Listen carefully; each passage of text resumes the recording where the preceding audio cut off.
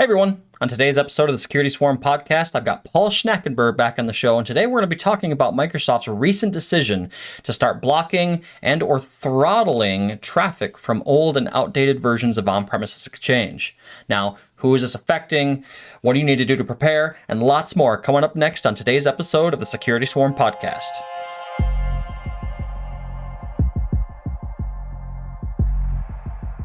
Well, everyone, welcome back for another episode of the Security Swarm podcast, the podcast that brings you the knowledge and insights straight from the security lab here at Hornet Security. As always, I'm your host, Andy Serwich, and with me I've got a familiar face, Paul Schnackenberg. How's it going, Paul? I'm pretty good, Andy. How are you? Doing good. It's an interesting time in the IT and security world, but that should be no news to you or probably anyone listening to this podcast, right?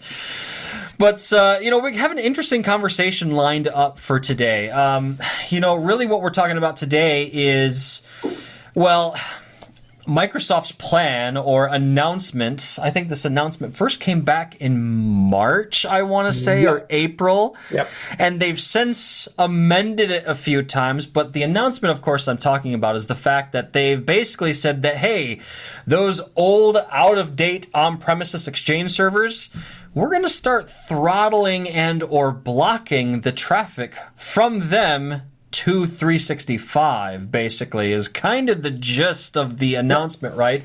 And I remember when this came out way back, again, like I said, March, April timeframe. And I mean, people got their torches and pitchforks out, right? I mean, and with good reason. I mean, really on its surface, it sounds really bad, right? But as you start kind of peeling away the onion, it starts to make sense. And really, that's kind of what I wanted to focus on for this particular episode, because as you know, Paul, a lot of our audience, and yourself included, I know, uses 365 a lot, right? And I mean, heck, I don't remember the last time I ran an on-premises Exchange server, but the point stands that 365 being a ultra popular platform, widely used across the globe, the prospect of having my mail sent there if I'm running an old version of Exchange is extremely scary, right? Mm-hmm. So anyway, I guess before we get too much further along those lines, Paul, I know this is your second time on the show. Real quick, why don't you give us a quick introduction to yourself, and then we'll dive into our planned programming for the day. Sure. So I am a business owner here in Australia. I run my own IT business, coming up on 25 years at the end of this year. And I am a Microsoft certified trainer. I deliver training in various Microsoft technologies and cloud technologies, and I work part-time for Hornet Security, producing content such as this. Very cool. I really appreciate you being here. Like I said, you always bring interesting insights, and you readily use a lot of the stuff that we talk about on this show, right? So, what do you think? Maybe as a starting point, there's a couple of excerpts from this announcement that I kind of wanted to point out here. And for those that maybe have not seen this announcement, I'll be sure to get that in the show notes below or above or somewhere around this video or recording, depending on your platform. But it's, to Microsoft's credit, it's a very well-written document that kind of explains the problem, talks about what they're going to do, what their timeline is. When you compare it with some of their previous things like this, I feel like they've gone over and above in the communications department of this change. What do you think, Paul? I completely agree. I mean, there's been some real clangers from Microsoft over the years where their communication has been subpar, I think is the polite way of putting it, or substandard. And I think this one was pretty clear. Like when you just read the headline, and I want to make clear to anybody who's listening at this point, they are not blocking all out-of-date Exchange servers outright connecting to Exchange Online.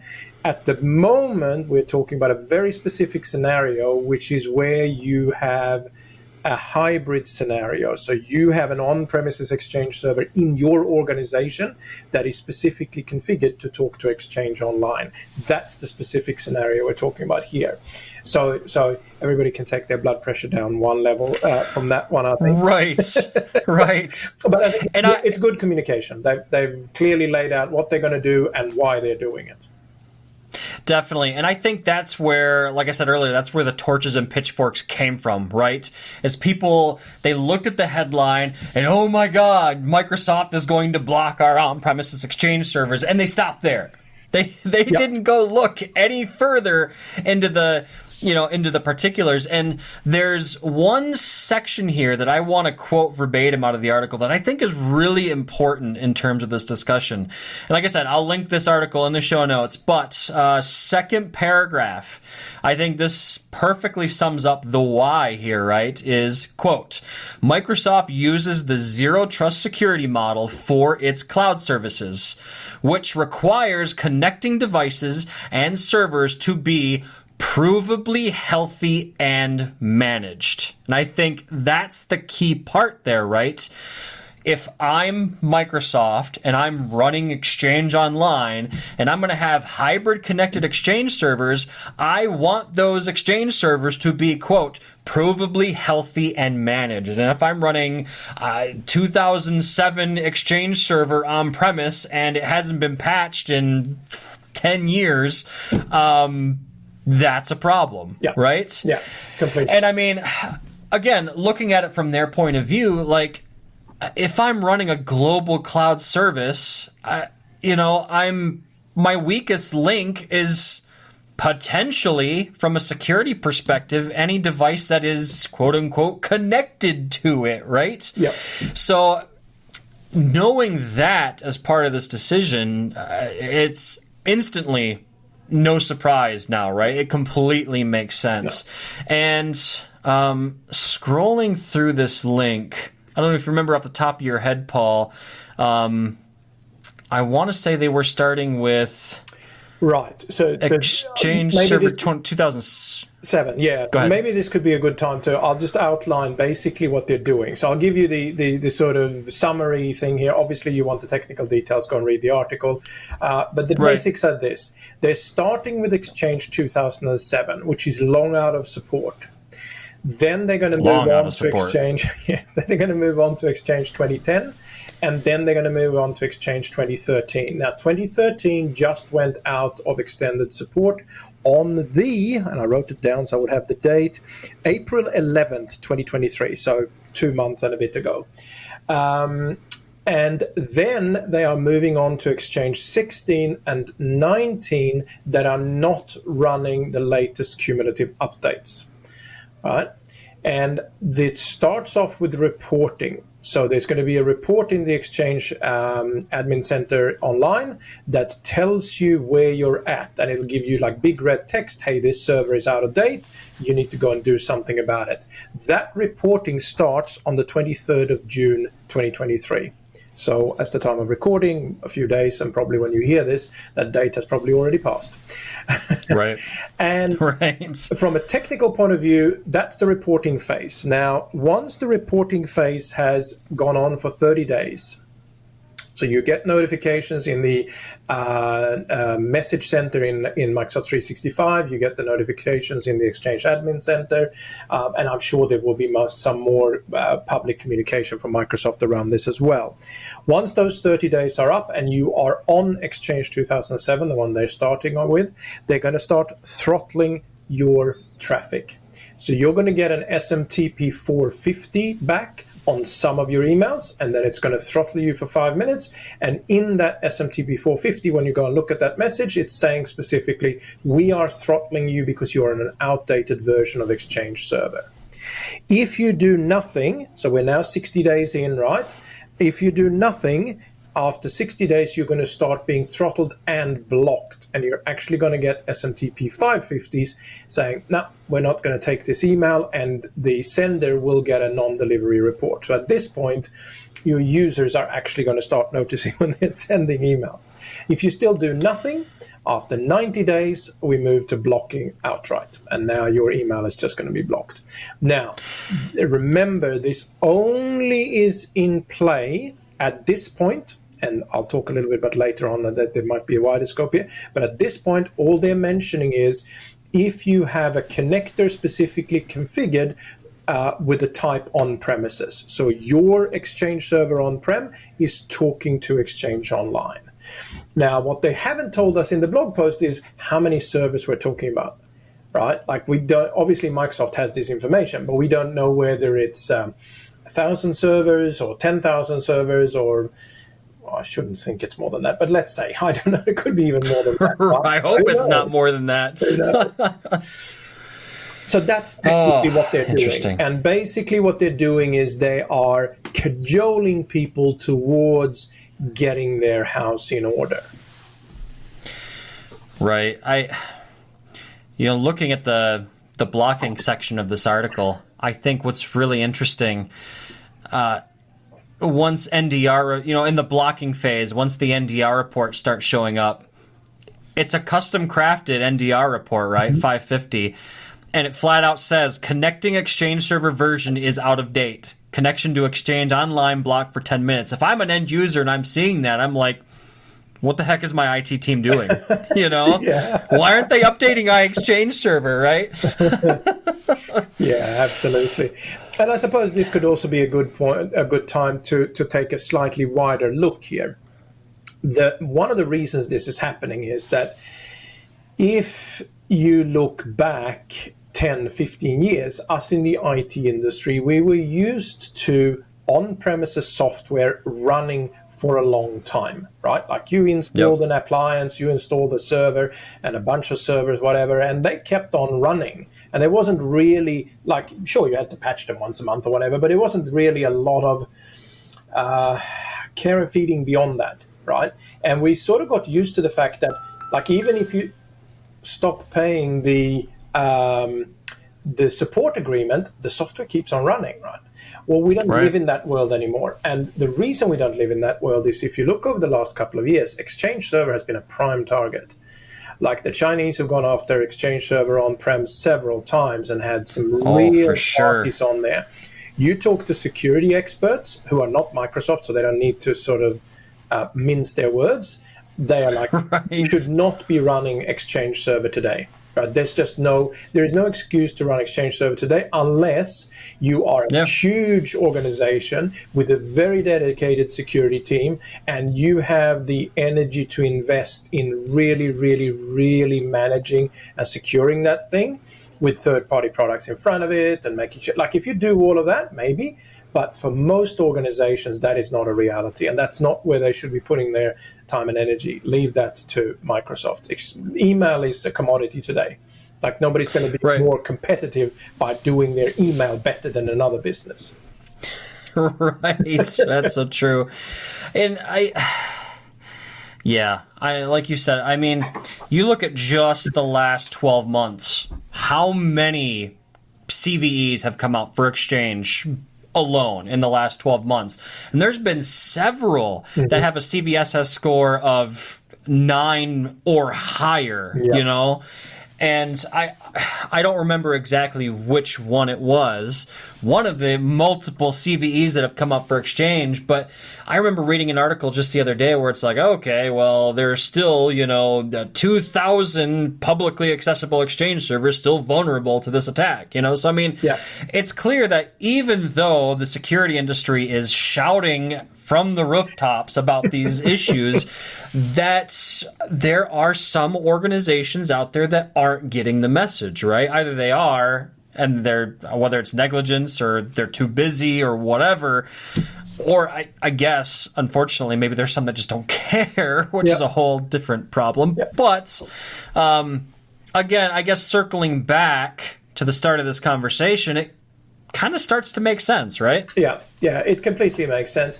And I mean, if you want to take one further step back, you could say, well, why don't Microsoft invest more energy in Exchange on premises? Throw some more developers at it and make sure it doesn't have all these problems in it. And I think for Exchange 19, you could potentially make that argument with me. We could have that conversation, right? A current version of Exchange Server, maybe. Right. And maybe even Exchange 16. But we're not talking about those servers. That's not where they're starting, right? That's not happening till, next year at the earliest. What we're talking about here is servers that are out of date, and they have been out of date for quite a while, except for Exchange 13, but still they're out of date, right. As in they have had their 5 years of mainstream support, they have had 5 years of extended support, and they are now well out of date, right?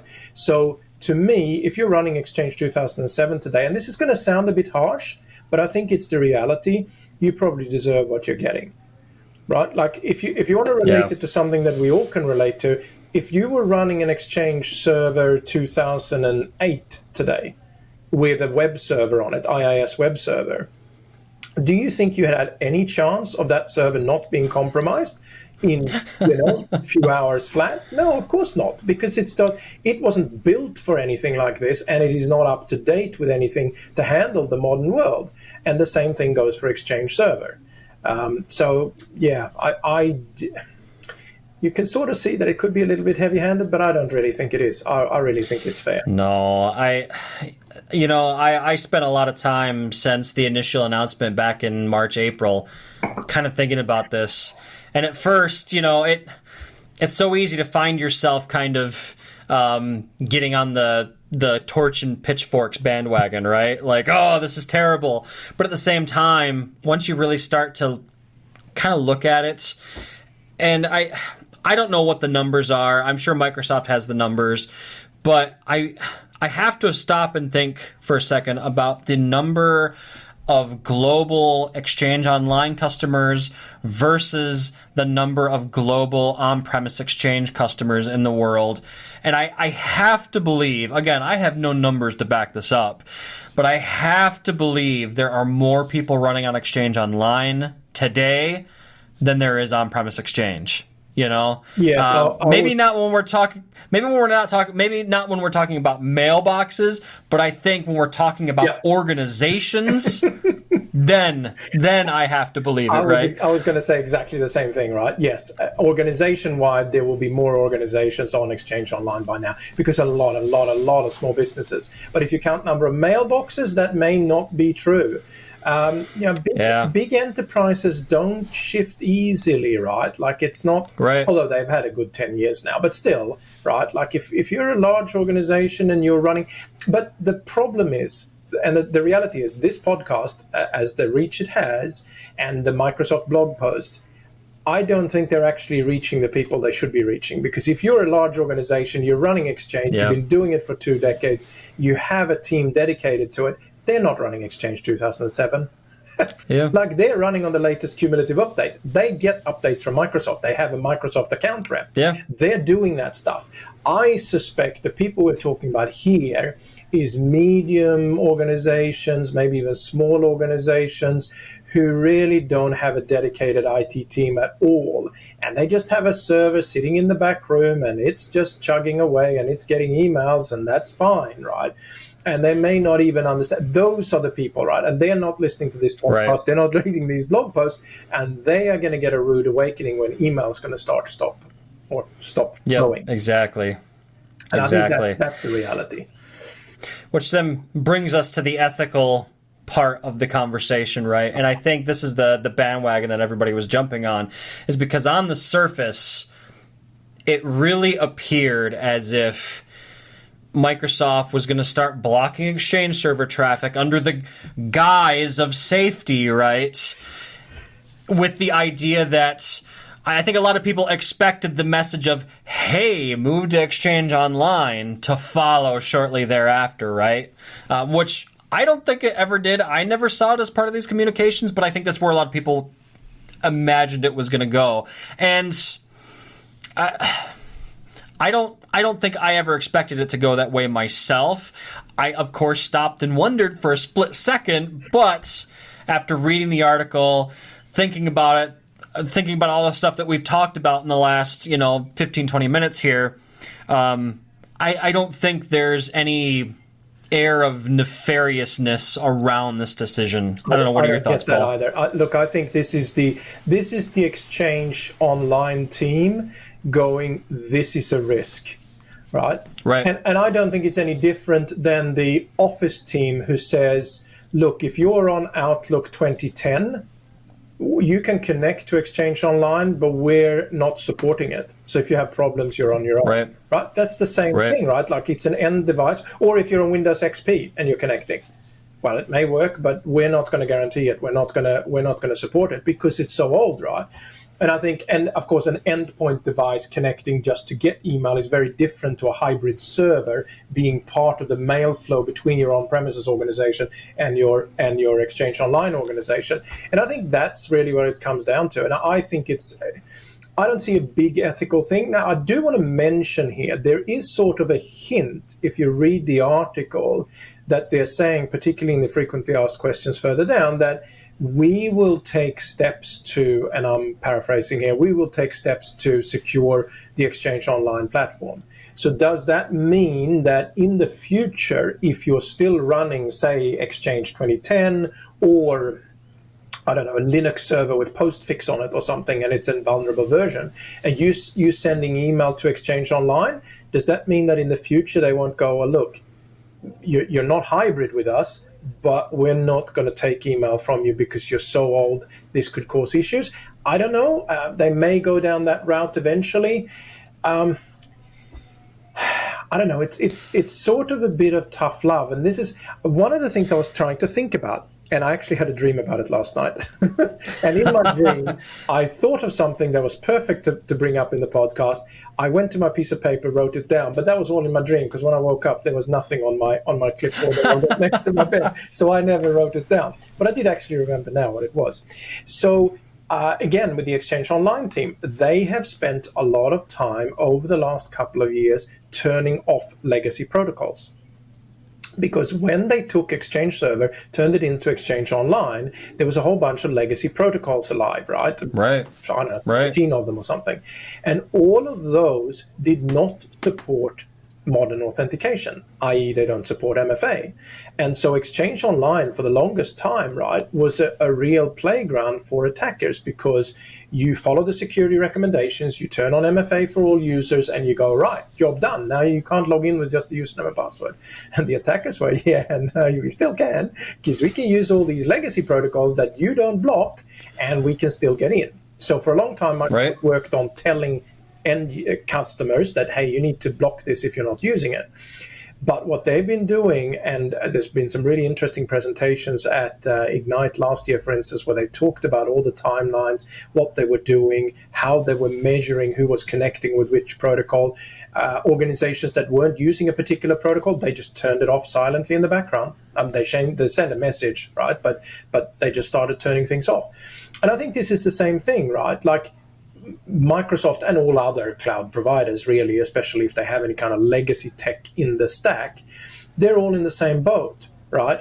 If they don't do anything, they're the bad guys because they allow attackers in. If they do something, they are the bad guys because they're blocking legitimate traffic, right? So somewhere in the middle there's got to be a balance. And I think Microsoft is finding a bit more of its stride, both with the thing we're talking about today and all these legacy protocols. And they're just being more harsh about it and turning it off because they need to. Agreed. And it's funny you mentioned this, and I just now thought of it as we're having this conversation. There seems to be I guess I would say organization-wide, at least the perception of an organization-wide initiative at Microsoft to phase out old protocols. And the reason I say that is I just saw some blog posts just a few days ago regarding the SMB stack, so server message block, right?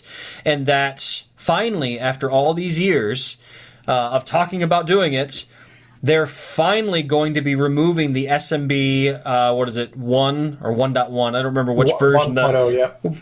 Yeah, they're finally removing that binary from Windows 11.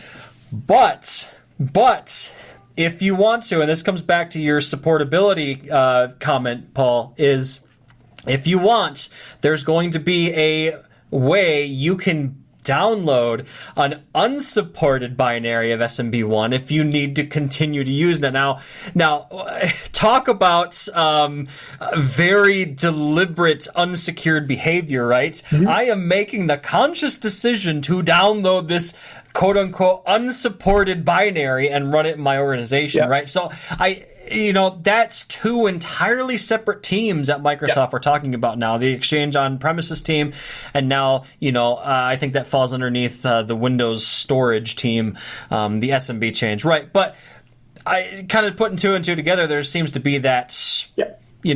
security conscious focus, right? And they've been talking about telling people to disable SMB version 1. They've had blog posts and trainings, and Ned Park from Microsoft has been talking about it for years, right? But some organizations haven't had the message. Now, again, large organizations, security team, they're up on this sort of stuff, right? The only reason they may not have turned it off organization-wide is because they do have some critical business function that connects to some, I don't know, server. I mean, SMB1 is a long time ago, but let's say they have super old Windows Server 2000 somewhere that they desperately need to connect to, and whatever. But I think you could use SMB1 with DOS, if I remember correctly. This is like Windows 3.1, right? Like this is the kind of Windows that I started with, and I'm a really old person. So, that's not the thing, right? And I think the impetus to turn these things off becomes more important because these are vectors for the bad guys to get in. Right. So, right. And we don't want that. Definitely don't. So I guess where this leads us here is, if I'm one of these organizations and I'm running an old version of Exchange, what's my way forward? One, to get around this issue of my traffic potentially being throttled or blocked, but two, securing my systems, right? And we're talking about email in this case because we've been talking about Exchange this whole time. But I think that's what a lot of organizations are asking themselves, right? Is what do you see as the way forward here, Paul, for these affected organizations? Well, the obvious answer is upgrade. Right. I think that's really the obvious answer. But to put a bit more context around that, first of all, I do want to point out one more technical detail. There is a 90-day enforcement pause that you can do. So if you have a specific need for 3 months to not have your stuff touched, right, you can ask for a 90-day pause. And during that time, Microsoft will not implement these particular blocking and throttling methods for your particular scenario, right? And you can do 90 days per year. So you can put up with it for 9 months and turn it off for 3 months. So, but choose carefully. There is a reality, right? You might have an IT team that goes, yes, we can do this, but we do not have the resources this month. We can get to it next month. Can you please get off our back, right? And that's fair. I think we should point that out. Now, as far as if you are in a hybrid scenario today, see, I think a lot of organizations may have made the migration to Office 365 a long time ago. They may not even have mailboxes on premises, but they have a hybrid server. And the reason they have a hybrid server is because if they are still managing the settings from Active Directory, they need that Exchange server. Now, so this is a slightly technical bit here as well that we need to look at. But to answer your question, what should an organization do today? So what they should do today is they should look, do we still need hybrid? So Microsoft do have a supported way today to uninstall your last Exchange server and use PowerShell commandlets to manage the Exchange attributes for your Active Directory user accounts. Now you no longer have a server and you're not in scope for this whole scenario that we're talking about here.